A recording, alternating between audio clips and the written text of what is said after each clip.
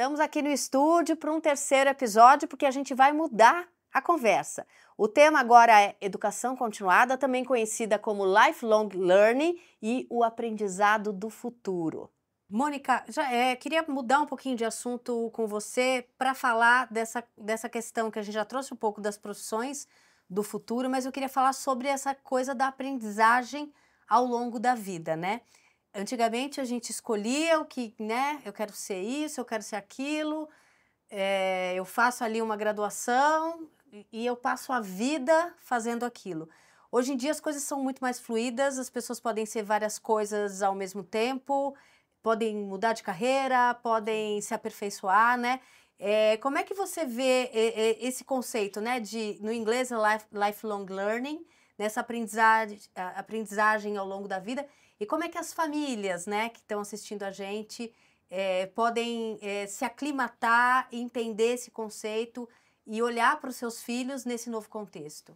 Eu gosto muito desse tema, né, do lifelong learning. Eu acho que ele cabe muito no mundo que a gente vive hoje, porque vamos pensar, né, nessa aceleração tecnológica toda. A cada 6 meses tem uma ferramenta nova, tem uma tecnologia nova, e a gente tem que ficar aprendendo. Tem um prazo de validade, o hard skill hoje. A verdade é essa. Você já sabe que de tempos em tempos você vai ter que se atualizar, ou a ferramenta vai mudar, e você vai para outra coisa, né? Você vê linguagem de programação, esse universo dos programadores, do desenvolvimento de software hoje, como mudou.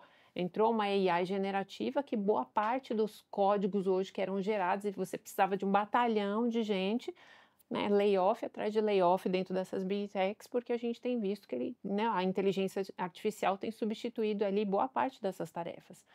Então o hard skill tem prazo de validade, mas o soft skill não. Soft skill, quando você adquire, você fica com ele para a vida toda, né? Então, por isso que o lifelong learning ali focado no autodesenvolvimento, né, do desenvolvimento pessoal, no desenvolvimento humano, para mim você está investindo naquilo que não muda, que não tem prazo de validade.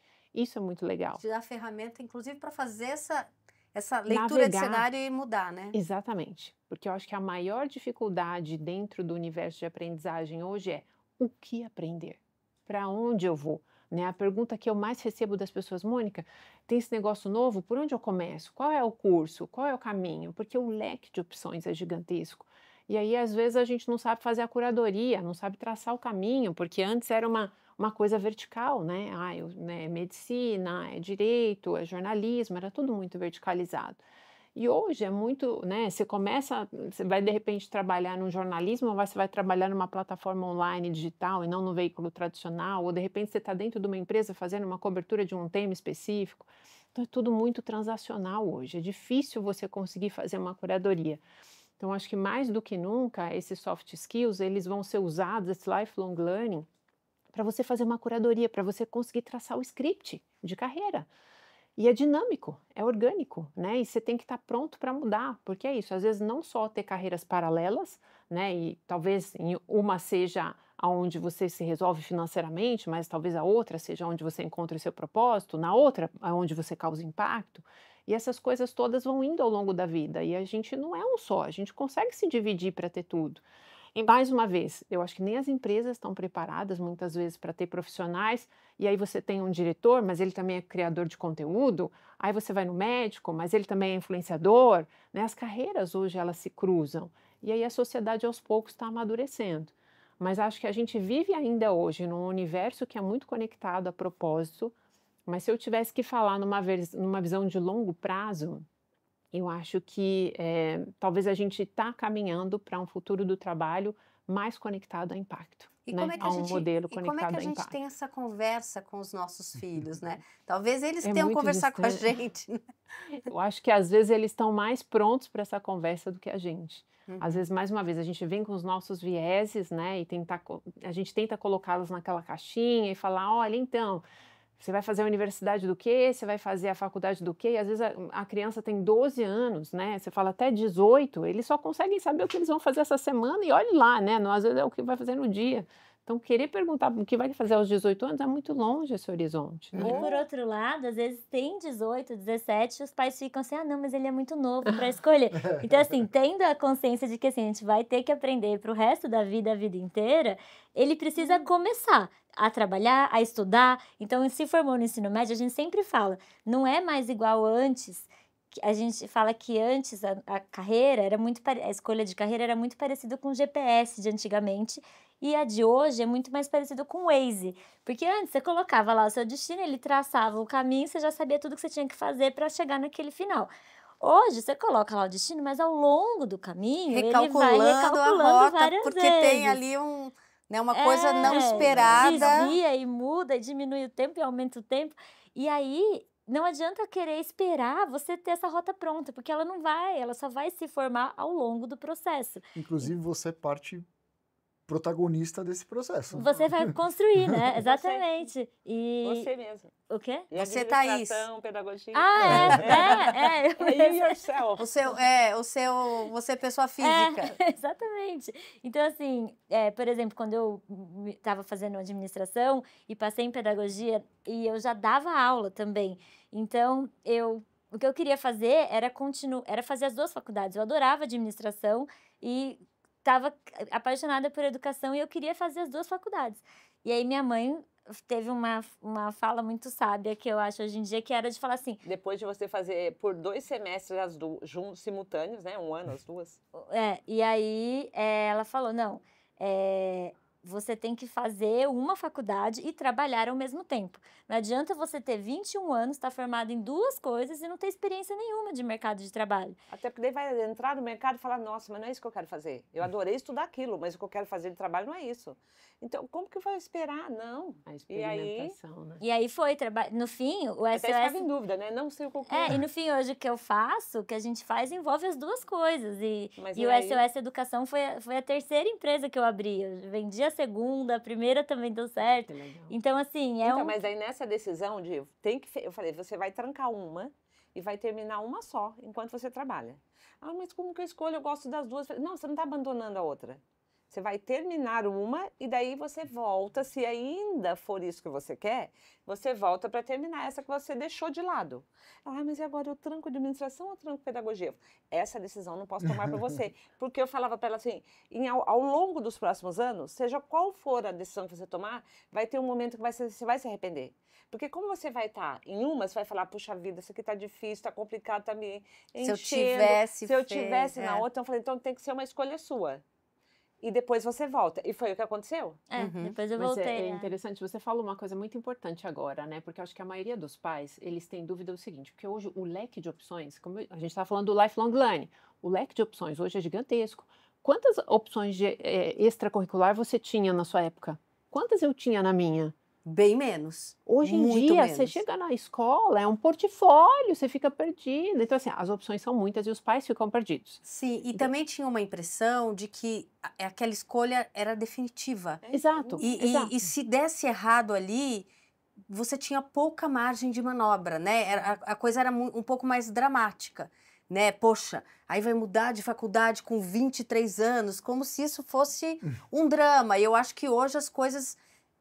essa mudança de rota que você falou está um pouco menos dramática, eu acho. A Roberta trouxe uma fala muito importante, porque ela falou o seguinte, você vai terminar primeiro antes de começar. Então, assim, tem várias opções e talvez eles tenham que explorar. É uma coisa que o mundo de hoje oferece, a oportunidade de explorar desde N instrumentos musicais diferentes, N experiências tecnológicas diferentes. Eu acho que a gente tem que explorar.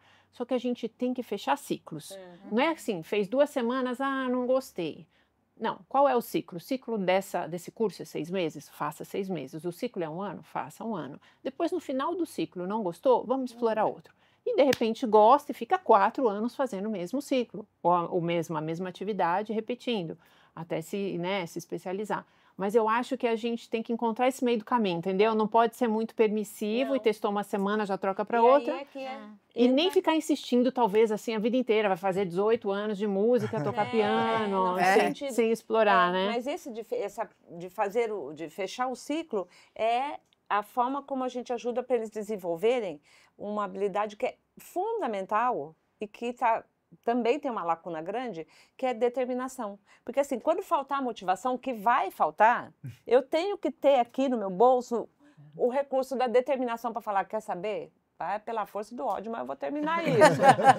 Porque senão se a gente não desenvolver determinação, a gente não dá conta. E você acha que as escolas estão prontas para ajudar os pais nessa conversa? Olha, eu vou falar para você que assim, a boa notícia é que eu acho que a escola está muito mais empenhada em alcançar esse ponto de conseguir ajudar os pais nisso do que a gente imagina, porém enfrentando uma barreira muito grande, que a gente tem uma divergência muito grande, como quando o Vitor estava falando, tem de 0 a 10 as questões que os pais trazem quando o filho vai para o acampamento, né? E dentro da escola tem de 0 a 2.000, né? O número de alunos que ele tiver, cada um quer uma coisa diferente. Então tem gente que acha que assim, não, meu filho tem que aprender matemática, raiz quadrada e próclise, e ênclise e mesóclise, e senão essa escola não é boa.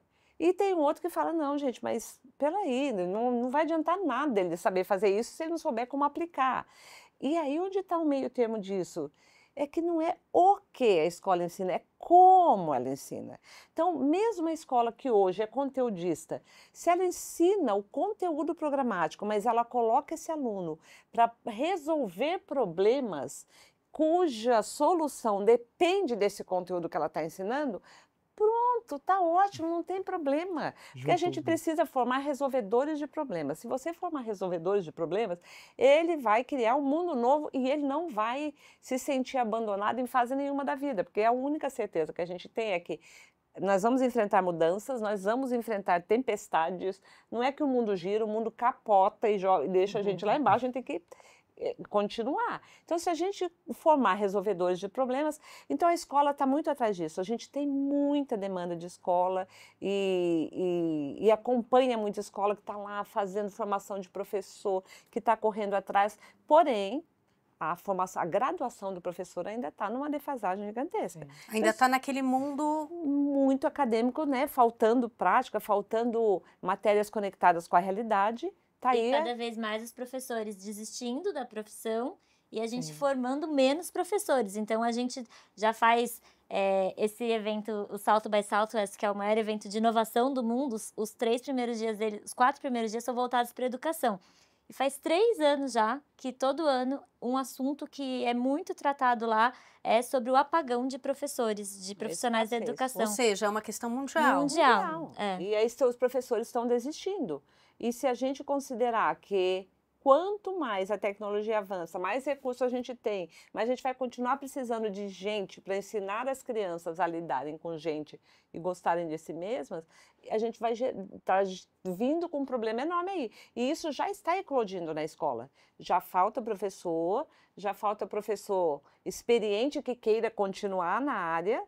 E aí a gente tem esse buraco enorme na inclusão também, porque é um tema novo, é um desafio grande, requer pessoas que estejam dispostas a enfrentar muito desafio para encontrar soluções, mas eu não tenho dúvida que o caminho é a gente não focar tanto no que, enquanto família. Não adianta eu querer saber o que a escola está ensinando para o meu filho. Eu quero saber o que ela está propondo que o meu filho faça com aquilo. Porque daí esse aí não tem problema que ele vai dar conta.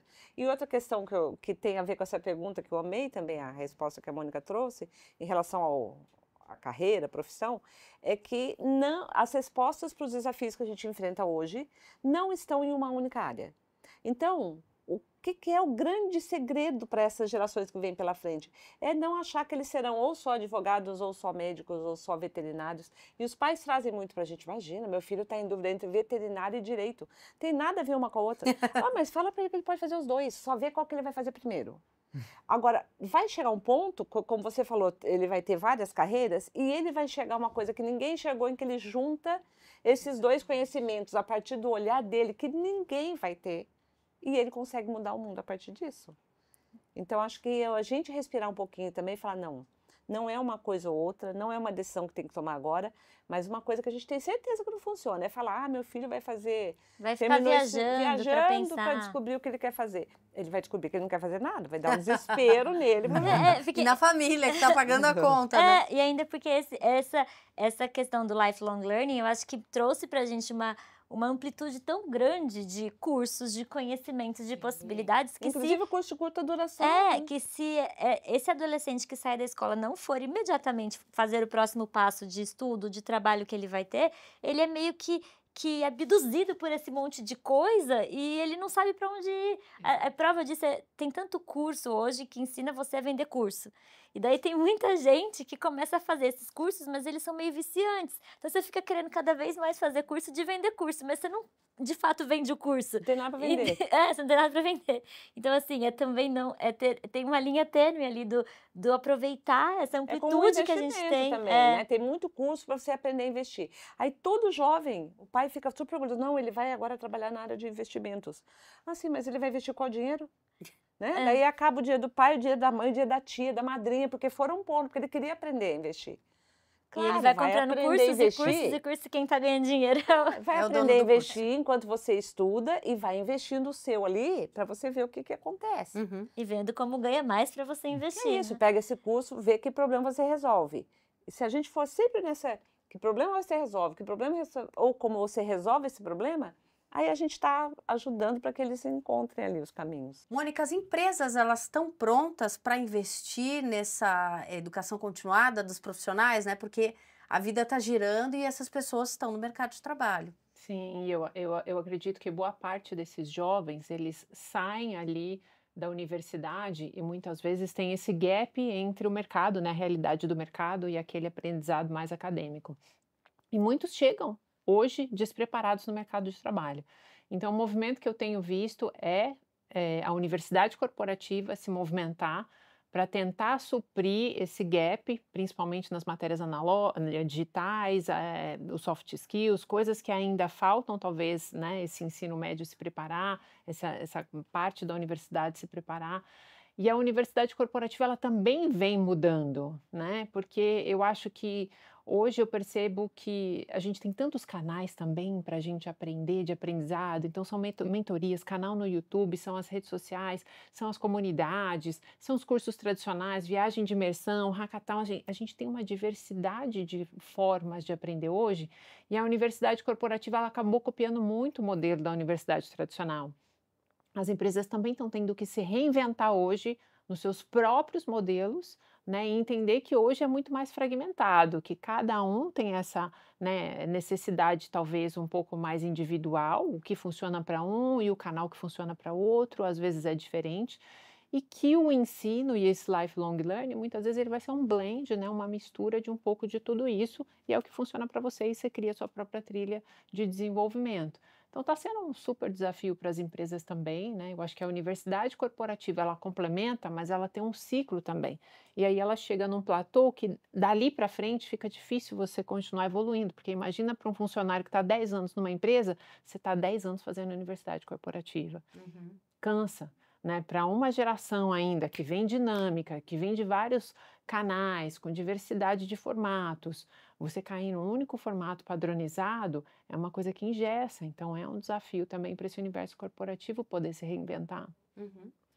Eu tenho uma pergunta que ela é polêmica, mas eu acho que a gente chegou a tatear ela, mas a gente está falando aqui que as competências técnicas, no final das contas, elas vão de uma certa maneira ser substituídas pelas máquinas. De uma certa maneira não, vão ser substituídas pelas máquinas porque elas vão ser muito mais eficientes, né?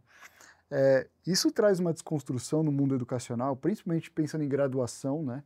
Porque assim, a graduação, você tem lá as faculdades, tem as universidades, essas universidades elas têm as competências técnicas, mas elas têm um outro pedaço que é o status, né?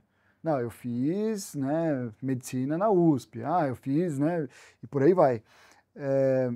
Quando a gente fala que cada vez mais a gente precisa de competências de soft skills, né, então a gente vai formando as crianças, adolescentes, mas lá para frente eles vão precisar continuar aprimorando ainda mais esses soft skills.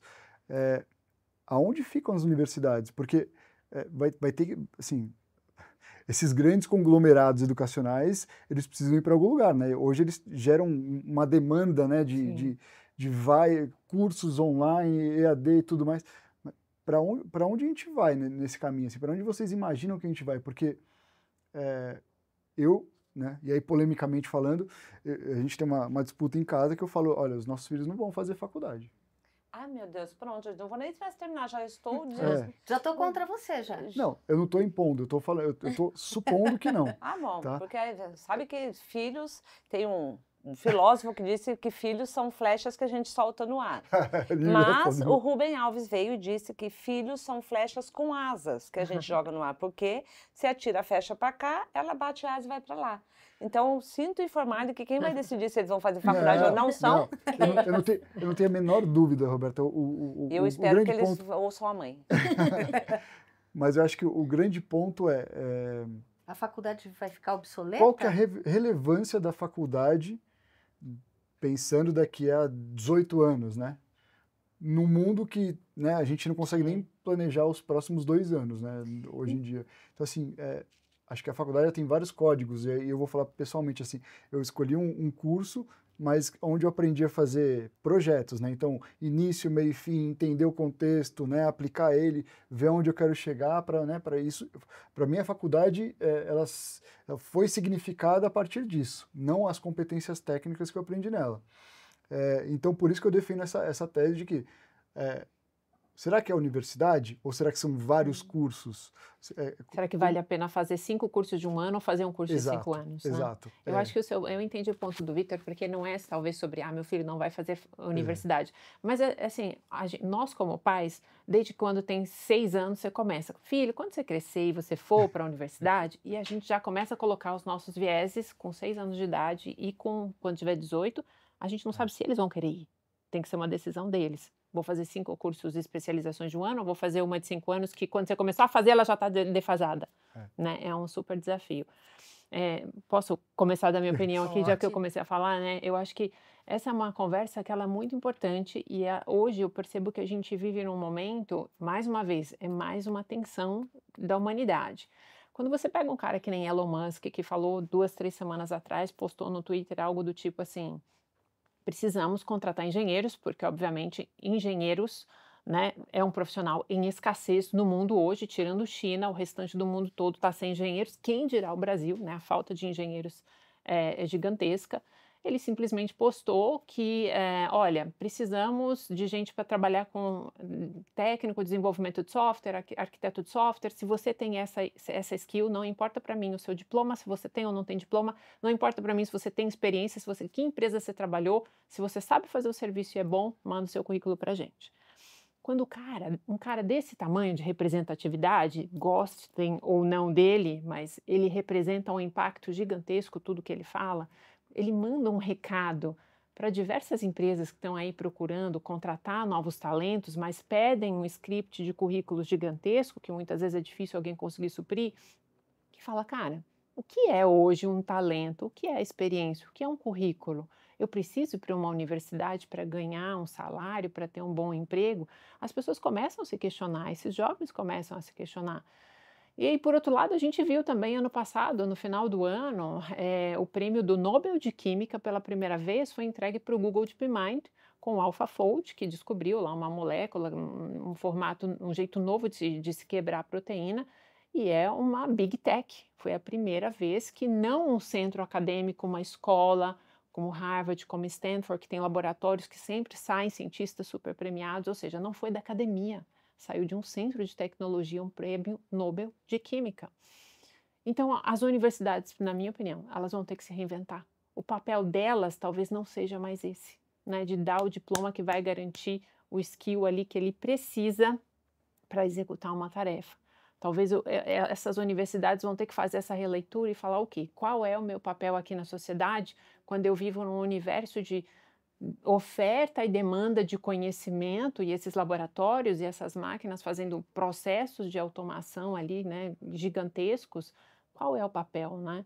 E por outro lado, penso também que tem o papel humano de quem está do outro lado, que é talvez, não é mais, o trabalho não é sobre ganhar dinheiro. Hoje o trabalho é uma relação de tempo. Eu dou X tempo e você me dá X dinheiro. X do meu tempo equivale a X dinheiro. Hoje é essa relação de trabalho. E talvez a gente tenha que pensar numa remuneração por impacto. É um mindset que a gente precisa desconstruir completamente o que a gente tem hoje e ir para um outro lugar, e é completamente diferente. eu acho que a gente vive hoje nessa tensão, sabe, entre o modelo do passado e o modelo do futuro. E aí a minha provocação é: a gente sempre pensa em construir o futuro a partir do passado, e eu acho que esse é o nosso erro. Talvez a gente tenha que pensar do futuro para hoje, né? Do futuro para o presente, não do passado, presente, futuro, que também é um outro formato de pensamento. Acho que essa é uma provocação também. Como é que vocês veem isso? Então, eu não tenho dúvida de que, assim, a faculdade não é nem para definir sua profissão e nem para te dar todas as habilidades e conhecimentos que você precisa. Tanto é que você pega um grupo de estudantes e esse grupo você encontra depois, cada um está fazendo uma coisa diferente na vida. Então, o que de fato ficou para a faculdade, o que fez de você o Vitor que você é, você na verdade não sabe, porque o seu cérebro criou conexões, você desenvolveu habilidades, você enxergou coisas que você não enxergaria se você não tivesse passado aquele período na faculdade. A parte acadêmica, às vezes, é desse tamanho. Exatamente. Então, eu acho que a faculdade continuará a ser importante. Eu acho que cada vez mais é uma opção, mas eu já vou avisando aqui que eu vou falar na cabeça dos meus netos, vão fazer faculdade. Não é assim, não é faça uma faculdade de medicina para você ser médico, mas inclusive essa questão de determinação. Por exemplo, a Thaís já era professora de inglês aos 17 anos. Se hoje ela tem cara de criança, imagina com 17, né? Já tem 35. Os alunos falavam, teacher, eu vou passar as férias na Disney e trazer um Barbie para ela, porque eles achavam que ela era criança. A princesa da Disney, teacher, para você brincar. De tão cara de novinha que ela tinha. E assim, você tendo a habilidade de, assim, ela já conhecia o mundo, já falava inglês, já tinha aberto 2 empresas, 3 empresas. Teoricamente, a faculdade não ia fazer falta para ela. Não, todo mês de julho a gente ia para alguma universidade dos Estados Unidos fazer algum curso livre na área de educação. Então, assim, realmente... O último semestre da faculdade, ela foi, não é que foi dispensada, ela teve os créditos, ela usou os créditos dos cursos que ela fazia comigo nos Estados Unidos. Mas isso, eu não abri mão. Eu, assim, para continuar a ajudar ela a terminar a formação e tudo, ajudar com aluguel, dar carro de presente, tinha que fazer faculdade. E não tinha que trabalhar na área da faculdade. Mas eu tenho certeza que uma boa parte da determinação, da capacidade de aguentar o impacto de reviravolta que a vida dá, que a gente Desenvolvimento não tem humano como mesmo, preparar, da visão que ela tem do mundo, como ela enxerga, porque ela fez uma faculdade que, assim, ela estava na FAAP, que é uma faculdade, né, a praça como fala, o refeitório lá, parece uma praça de alimentação do shopping Cidade Jardim. Aí ele saía de lá, ela ia para a USP, ela ligava me chorando, esse bandejão horrível, cheio de mosca. No banheiro. Gente, isso é maravilhoso, é uma experiência que eu não ia conseguir dar para ela nunca. E as pessoas diferentes que ela conheceu num lugar no outro, que hoje estão as relações dela também. Então, eu acho que é uma experiência de vida que é insubstituível, mas que você não vai saber que faz falta se você for fazer outros cursos por aí. Agora, 200% concordo que a universidade vai ter que se reinventar. Vai ter que se reinventar, senão... Tudo que a gente estava falando aqui de educação básica também tem muitas mudanças para o ensino superior, que é o não fazer, que acho que vem muito do que a Mônica falou, o momento ela estava falando de empresa, mas vale para a escola, para a universidade. Se você está fazendo perguntas para o seu aluno que uma máquina responderia, você precisa mudar suas perguntas. Não é a resposta dele que ele não tem que olhar na máquina, é a pergunta que tem que mudar para ele não conseguir, para ele ter a base da resposta pela máquina, mas ter que juntar com o pensamento dele para conseguir responder. Então, eu acho que é isso, as mudanças também vão acontecendo e quando chegar na fase dos meninos irem para a faculdade, eu acho que a gente vai ter um outro cenário de ensino superior também. Porque eu fiz essa, né, eu joguei para o extremo a pergunta, mas eu também acho que assim, a convivência, principalmente nessa faixa etária, né, sei lá, dos 18 aos 27, né, que você tem numa faculdade, né, e com o comprometimento de ter que passar de ano, ter os trabalhos e assim, as relações de trabalho em equipe, acho que isso faz muita diferença na vida. Né? Eu ia até, quando eu fui responder, que depois escapou, eu estava aqui pensando, esse episódio do podcast para acontecer hoje, Vitor, você fez isso acontecer. Na prática, se a gente fizer aqui a agenda de cada uma, os desafios todos, no papel ele era impossível. estamos aqui reunidos, porque você não desistiu. Eu não E para desisto, mim, é. isso você, ao longo da vida, você aprendeu isso, mas a sua faculdade também te É. tem Não, sem dúvida. explicado isso. Mas muito Bom, obrigado. Bom, eu queria agradecer muitíssimo a Mônica Magalhães, que é educadora, palestrante, especialista em novas tecnologias, chefe de conteúdo da She Loves Future. Muito obrigada. Obrigada. Ainda a Roberta Bento, a Thaís Bento, educadoras, especialistas em aprendizagem baseada no funcionamento do cérebro. Foi riquíssimo receber vocês aqui. Queria agradecer aqui meu companheiro e obrigada pela sua presença, pela sua companhia, por estar aqui com a gente assistindo mais um podcast do Rap Lago. Obrigada, até a próxima.